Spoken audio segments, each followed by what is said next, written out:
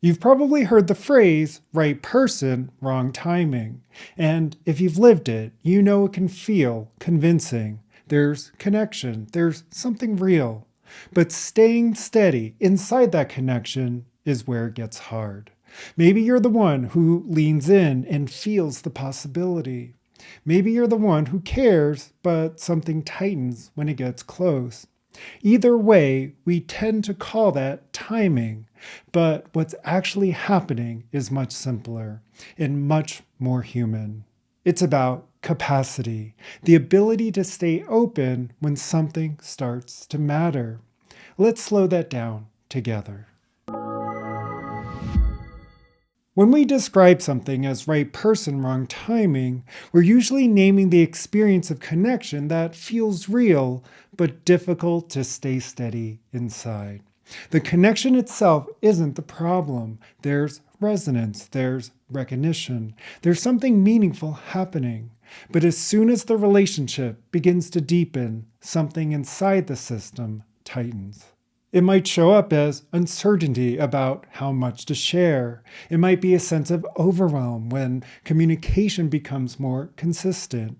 It might be a quiet urge to pull back just as closeness begins to form. The person matters to you, the connection feels significant, and yet staying open and grounded in that closeness feels like more than your system knows how to hold. This is not a flaw. It's not evidence of emotional immaturity. It's simply a signal of capacity, the current level of emotional stability someone can maintain in moments that matter. Capacity is not about timing. It's about what your inner state can hold without collapsing into old patterns. And the stability required for a lasting relationship isn't something we are born with.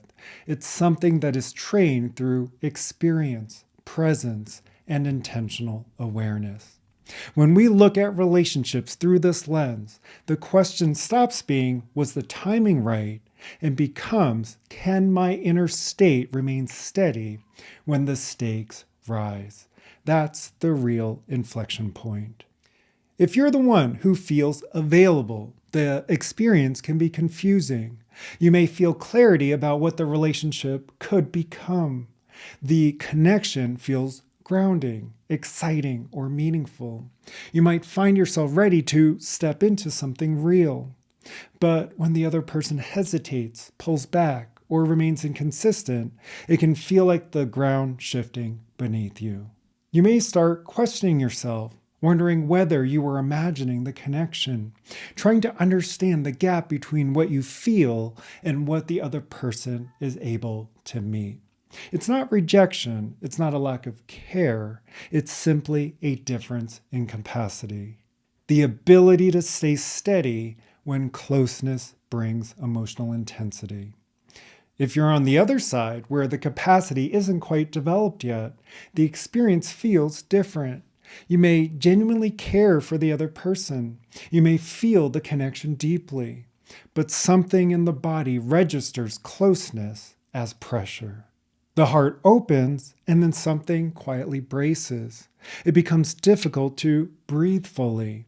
The mind begins to search for distance, space, or justification. It may sound like, I just need time, or I'm not sure I'm ready, or the timing is off. And to the system, that explanation feels true. But the experience isn't actually about time. It's about emotional intensity and the ability to remain open in the presence of that intensity. Both experiences are human, both are understandable, neither side is wrong. The key question is not whether there is love, interest, compatibility, or alignment. The key question is whether both people are willing to train the capacity to stay open when it matters. Capacity expands not through effort or force, but through awareness and repetition. When emotional intensity rises, the body will default to whatever pattern has been practiced most often. If the practice pattern is retreat, shutdown, or intellectual analysis, then closeness will trigger distance. If the practice pattern is staying, breathing, softening, and remaining present, then closeness will deepen connection rather than destabilize it. This is why emotional availability is not a personality trait. It is a trained response pattern. And training begins the moment you notice yourself at that edge where something inside wants to withdraw, avoid, or protect. That is the moment where capacity begins to grow, not by overriding the response, but by staying with it slowly, gently, deliberately. Stability in relationship does not grow during the easy moments. It develops at the edges, in the moments where staying open feels vulnerable. When two people are both willing to meet those edges with steadiness, their relationship becomes a place where capacity expands naturally. Conversations become less about evaluation and more about presence. Tension becomes information rather than distance. Care organizes into consistency. The relationship evolves from something that happens to you into something you're consciously building together. If this is landing, you're welcome to subscribe. I share new videos each week focused on training a steady, grounded inner state. Let's keep going.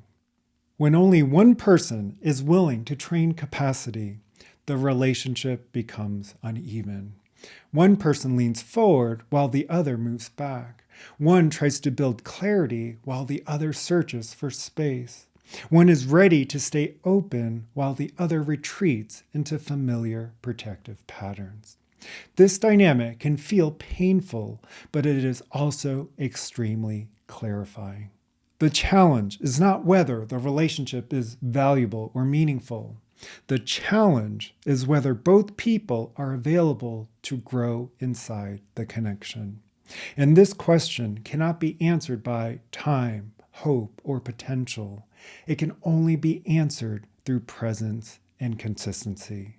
When someone is available, their actions, communication, and presence align. When someone is not available, their emotional state pulls away even when their heart reaches toward you. The clarity emerges when you notice the difference between care and capacity. Care says, I feel you, I value this. Capacity says, I can stay open while we build this. They are not the same. If you're noticing yourself in either side of this, there's nothing wrong with you. This is simply a pattern that has been practiced, and patterns can be retrained. Capacity begins to shift the moment we stop framing our experience as fate, circumstance, or timing, and start seeing it as emotional training. The moment you recognize the pattern, you have the ability to work with it. You can slow down your internal pace. You can breathe before reacting. You can name what's happening in your experience rather than acting from it. This isn't about forcing closeness or bypassing discomfort. It's about learning to stay present inside the discomfort long enough to let your system adapt.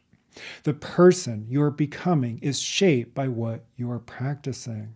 If you practice retreat in the presence of emotional intensity, that pattern strengthens.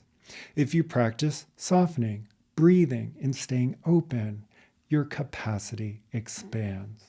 This is where the shift begins, not in the relationship itself, but in the inner state that meets the relationship. And so before we end, take a moment with this. No need to analyze it, just notice what comes up. What emotional state are you practicing most often without realizing it? If you want to actually train a steady, reliable inner state, the Inner Foundation Method is the system I've built to help you do that. You'll find details below. And if you'd rather stay connected through ongoing reflection and practice, the weekly newsletter is there as well. You can also connect with me on Instagram at Mike Wang Coaching for simple touch points throughout the week. What we explored today wasn't about timing. It was about the capacity to stay present when something real begins to matter. That's learnable, and it changes what connection feels like from the inside. I'm glad we could sit with this together. I'll see you in the next one.